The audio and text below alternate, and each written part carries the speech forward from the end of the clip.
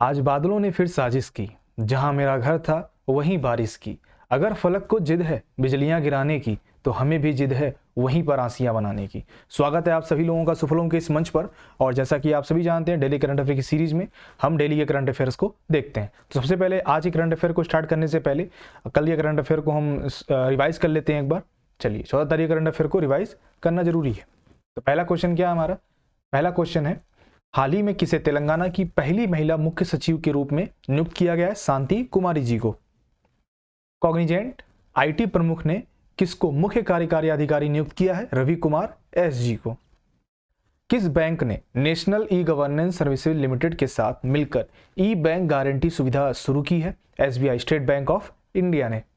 USA ने किस स्थान पर स्थित पैगाह मकबरों की बहाली के लिए सहायता परियोजना की घोषणा की है? तो यह हैदराबाद में स्थित पैगाह मकबरों की बहाली के लिए सहायता परियोजना की घोषणा की गई है यूएसए के द्वारा। संस्कृति मंत्रालय के द्वारा कहां पर सुर सरिता सिम्फनी ऑफ गंगा का आयोजन किया गया है? वाराणसी में।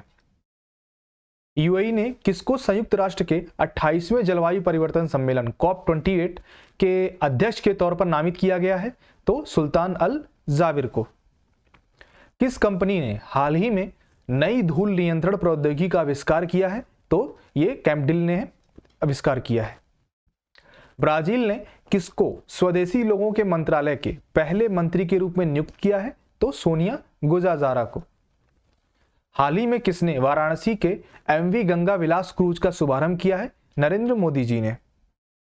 किसने आधिकारिक तौर पर नई दिल्ली में braving a viral storm India's covid vaccine story नामक पुस्तक लॉन्च की है? तो मनसुख मंडाविया ने। अ लाइफ इन मूवीज नामक पुस्तक किस प्रतिष्ठित व्यक्तित्व पर आधारित है? इरफान खान।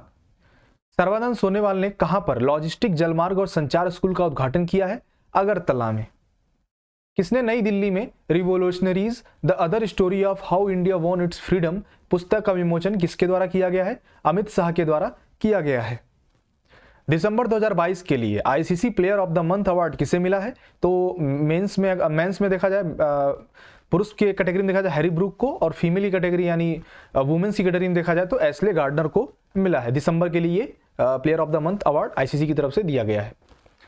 तो कल का प्रश्न क्या था?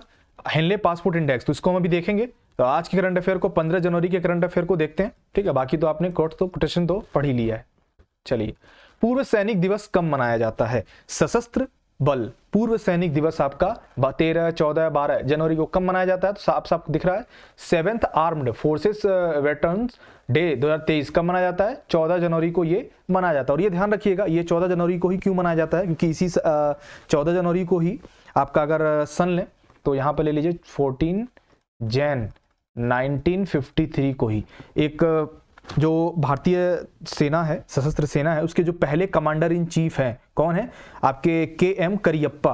वो इसी दिन जो है उन्होंने सेवानिवृत्त हुए थे वो। तो उसी चीज़ को याद करते हुए और जो हमारे पूर्व सैनिक हैं उनके योगदान का सम्मान करते हुए हम हर साल 14 जनवरी को पूर्व सैनिक दिवस हम मनाते हैं। और ये 2017 से शुरू हुआ था, ठीक है। चलिए, तो ध्यान रखिएगा 14 जनवरी को क्या मनाते हैं? सशस्त्र पूर्व सैनिक दिवस हम मनाते हैं। क्वेश्चन नंबर 2 क्या है? हाल ही में किसके द्वारा स्टार्टअप मेंटरशिप के लिए मार्ग पोर्टल खोला जाएगा? तो इसका आंसर करिए फटाफट। किसके द्वारा ये कहा गया है? पीयूष गोयल जी के द्वारा, या फिर राजनाथ सिंह जी के द्वारा, या अमित सिंह जी के द्वारा? तो ये पीयूष गोयल, किसके द्वारा? पीयूष गोयल जी के द्वारा स्टार्टअप मेंटरशिप के लिए मार्ग पोर्टल खोला जाएगा 16 जनवरी को। कब? 16 जनवरी को एक प्रोग्राम के थ्रू इसको खोला जाएगा। और अपने पीयूष गोयल जी कौन है? केंद्रीय वाणिज्य एवं उद्योग, उपभोक्ता मामले और खाद्य एवं सार्वजनिक वितरण के और वस्त्र मंत्री भी आपके पीयूष गोयल जी हैं। क्लियर है सभी को? चलिए, वेरी गुड। अभी उसकी घोषणा भी होने वाली है, जो राष्ट्रीय स्टार्टअप पुरस्कार है 2022 की, उसकी घोषणा भी होने वाली है। 16 जनवरी को ही इसकी घोषणा की जाएगी दिल्ली में, ठीक है। चलिए, नेक्स्ट आइए।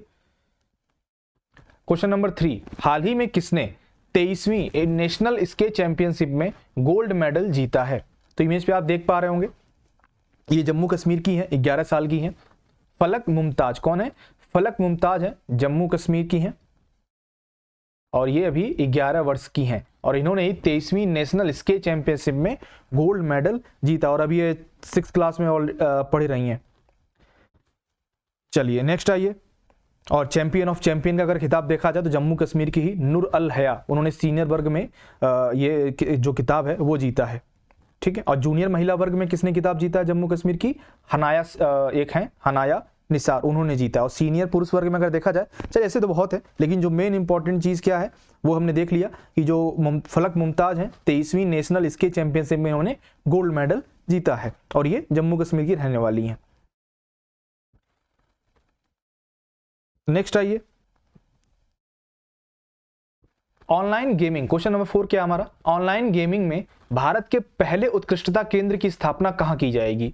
ऑनलाइन गेमिंग में भारत के पहले उत्कृष्टता केंद्र की स्थापना कहां की जाएगी? दिल्ली, शिलोंग या अगरतला? तो ये किया जाएगा आपका शिलोंग में। कहां पर? शिलोंग में पहले गेमिंग में, ऑनलाइन गेमिंग में भारत के पहले उत्कृष्टता केंद्र की स्थापना की जाएगी। ये चीज आपको ध्यान रखना है। क्लियर है? चलिए नेक्स्ट आइए, क्वेश्चन नंबर 5। क्वेश्चन नंबर 5 क्या बोल रहा है? किस स्टार्टअप फर्म ने भारत का पहला 5G सक्षम ड्रोन स्काई वॉक, उसका नाम रखा गया स्काई वॉक, ये विकसित किस स्टार्टअप फर्म ने किया है? तो बताइए, IG ड्रोन्स ने या KST ड्रोन्स ने या PTG ड्रोन्स ने? तो ये फर्म है, स्टार्टअप फर्म्स हैं, तो बताइए। तो बिल्कुल सही जवाब है आपका, जो आपका IG ड्रोन्स है। कौन? IG ड्रोन्स, इसी स्टार्टअप फर्म ने भारत का पहला 5G सक्षम ड्रोन स्काई वॉक, यहाँ पे आप देख पा रहे होंगे ये ड्रोन है आपका। क्लियर है? और जो भी आपका रक्षा है, चाहे चिकित्सा है, इन सब चीज़ों जरूरतों के लिए इसका हम प्रयोग कर सकते हैं। मैपिंग के लिए, इंस्पेक्शन के लिए, इन सभी जगहों। मुख्यालय कहाँ है इसका? जो IG ड्रोन है उसका मुख्यालय कहाँ है? नई दिल्ली में है, ठीक है। चलिए नेक्स्ट आइए, हाल ही में किसने आर्कटिक स्वीडन में प्रथम उपग्रह प्रक्षेपण केंद्र का उद्घाटन किया है? अमेरिका ने, यूरोपीय संघ ने या जापान ने? तो यूरोपीय संघ ने ही आर्कटिक स्वीडन में प्रथम उपग्रह प्रक्षेपण केंद्र की अगर हम बात करें तो वो खुला है, वहां पर उसका उद्घाटन किया गया है। चलिए नेक्स्ट पे आ जाइए, क्वेश्चन नंबर 7 हमारा क्या बोल रहा है? किस देश के शांति रक्षकों को अनुकरणीय सेवा के लिए संयुक्त राष्ट्र पदक से सम्मानित किया गया है? अमेरिका, भारत या फ्रांस? तो ये है भारत के शांति रक्षक। शांति रक्षक कौन है? भारत के शांति रक्षक हैं जो सेवारत थे आपके दक्षिणी सूडान में, जो एक संयुक्त राष्ट्र का मिशन था उसके तहत भारत के सैनिक गए हुए थे और 1000 से अधिक भारतीय सैनिक थे जो वहां पर तैनात थे और उन्होंने वहां पर जो है अपना योगदान दिया था। और उसी के उपलक्ष्य में, उस योगदान के उपलक्ष्य में ही भारतीय सेना को एक संयुक्त राष्ट्र पदक से सम्मानित किया जा रहा है। इस बात का आप लोग को, चलिए। और ये भी संयुक्त राष्ट्र की स्थापना बताइए मुझे, संयुक्त राष्ट्र जो शांति स्थापना है इसकी स्थापना कब हुई थी? तो 1948 में। कब? 1948 में संयुक्त राष्ट्र शांति की स्थापना हुई थी। क्लियर? Very good. चलिए नेक्स्ट आइए, क्वेश्चन नंबर हमारा 8। किस राज्य की सरकार ने सहर्ष विशेष शिक्षा कार्यक्रम की शुरुआत की है? किसकी? सहर्ष विशेष शिक्षा कार्यक्रम की शुरुआत की है। तो ये दिल्ली, केरल, त्रिपुरा, इसके में तीनों में से कोई क्या आंसर होगा आपका? Tripura is the right answer. Tripura राज्य की सरकार ने ही सहर्ष विशेष शिक्षा कार्यक्रम की शुरुआत की है और ये जो भी सामाजिक और भावनात्मक यानी इमोशनल जो शिक्षा है उसको बढ़ावा देने के लिए ही ये कार्यक्रम की शुरुआत की गई है। क्लियर है? चलिए वेरी गुड। नेक्स्ट आइए, किसने, क्वेश्चन नंबर 2 लास्ट 9, किसने राजस्थान के अलवर में कर्मचारी भविष्य निधि संगठन यानी EPFO किस क्षेत्रीय कार्यालय का उद्घाटन किया है? बताइए। तो ये किया है आपके भूपेंद्र यादव जी ने। किसने? भूपेंद्र यादव जी ने। भूपेंद्र यादव जी क्या है? हमारे केंद्रीय श्रम और रोजगार, वन, पर्यावरण और जलवायु परिवर्तन मंत्री आपके भूपेंद्र यादव जी हैं और इन्हीं के द्वारा ही राजस्थान अलवर में कर्मचारी भविष्य निधि संगठन का एक क्षेत्रीय कार्यालय का उद्घाटन किया गया। जो आपका EPFO है वो ध्यान रखिएगा, ये श्रम एवं रोजगार मंत्रालय के तहत ये एक सांविधिक संगठन के अंतर्गत आता है आपका, ठीक है। और EPFO जो है उसकी स्थापना भी 1951 में की गई थी। कब? 1951 में राष्ट्रपति जी के द्वारा एक अध्यादेश जारी किया गया था, उसी के तहत इसकी स्थापना हुई थी। क्लियर है सभी को? चलिए नेक्स्ट आइए, क्वेश्चन नंबर 10, आज का अंतिम सवाल हमारा।